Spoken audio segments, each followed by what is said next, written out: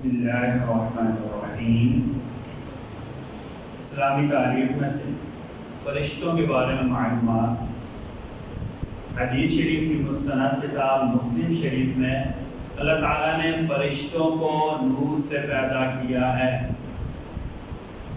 اللہ تعالیٰ نے بے شمار فرشتے پیدا فرمائے جن میں حملۃ العرش، اللہ کا عرش اٹھانے والے، اور اللہ کے عرش کے اطراف میں اللہ کے مقرب فرشتے ہیں جن میں جبرائیل، میکائیل، اسرافیل، اسرائیل ہیں۔ اللہ تعالیٰ نے کائنات کے نظام میں فرشتوں کو لگا دیا ہے، ان کا ذکر قرآن مجید میں ہے۔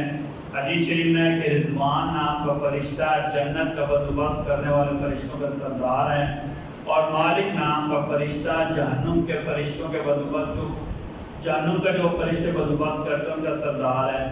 قرآن کریم میں اللہ تعالیٰ فرماتے ہیں، اللہ تعالیٰ نے بہت سارے فرشتے پیدا فرمائے، کسی کے پاس 2 ہیں، کسی کے 3 ہیں، کسی کے 4 ہیں۔ اللہ جو چاہے پیدا کر دیتا ہے، جو چاہے زیادہ کر دیتے ہیں۔ ایک بات کے بارے میں، وراثت میں سے لڑکی کا حصہ۔ باپ کی وراثت میں لڑکے کے 2 حصے ہوتے ہیں اور لڑکی کا 1 حصہ ہوتا ہے جنہیں دینا فرض ہوتا ہے۔ سورہ نساء آیت نمبر 11 اللہ تعالیٰ فرماتے ہیں، اللہ تعالیٰ تمہیں تمہاری اولاد کے حق میں حکم دیتے ہیں، ایک مرد کا حصہ 2 عورتوں کے برابر ہے۔ نبی کریم صلی اللہ علیہ وسلم کی سنت، جب کسی کو رخصت کریں تو اس وقت کیا طریقہ اختیار کرنا چاہیے؟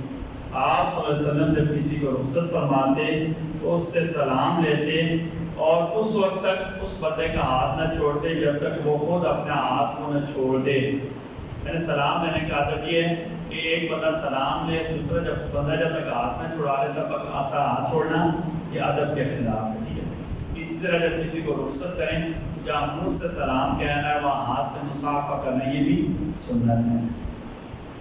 ایک فضیلت اور اہمیت، اشراق کی نماز کی فضیلت۔ سورج نکلنے کے بعد جو نماز پڑھی جاتی ہے، مغرب وقت کے بعد اسے اشراق کی نماز کہا جاتا ہے۔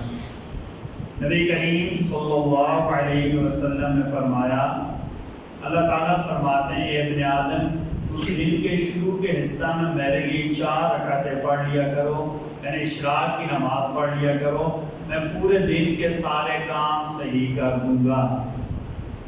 ایک گناہ کے بارے میں، 3 بڑے گناہ اور ان کے نقصانات۔ نبی کریم صلی اللہ علیہ وسلم نے فرمایا، 3 گناہ ایسے ہیں جن کو کرتے ہوئے آدمی کا ایمان اس کے اندر سے نکل جاتا ہے۔ زانی کا زنا کرتے وقت، شرابی کا شراب پیتے وقت، اور چور کا چوری کرتے وقت۔ یہ 3 کام جب آدمی کرتا ہے اس وقت اس کا ایمان نکل جاتا ہے۔ خدا نہ خاصہ اس حال میں اگر فوتگی ہو جائے تو اس کا مطلب کیا ہو جائے گا؟ بغیر ایمان کے بندہ دنیا سے چلا گیا ہے۔ اللہ تعالیٰ ہم سب کو کہنے سننے سے زیادہ عمل کی توفیق عطا فرمائے۔ یہ عبدالستار صاحب فوت ہو گئے ہیں، ان کے لیے دعا کریں۔ اللهم اغفر لحينا وميتنا وشاهدنا وغائبنا وصغيرنا وكبيرنا وذكرنا وانسانا، اللهم من احييته منا فاحيه على الاسلام ومن توفيته منا فتوفه على الايمان برحمتك يا ارحم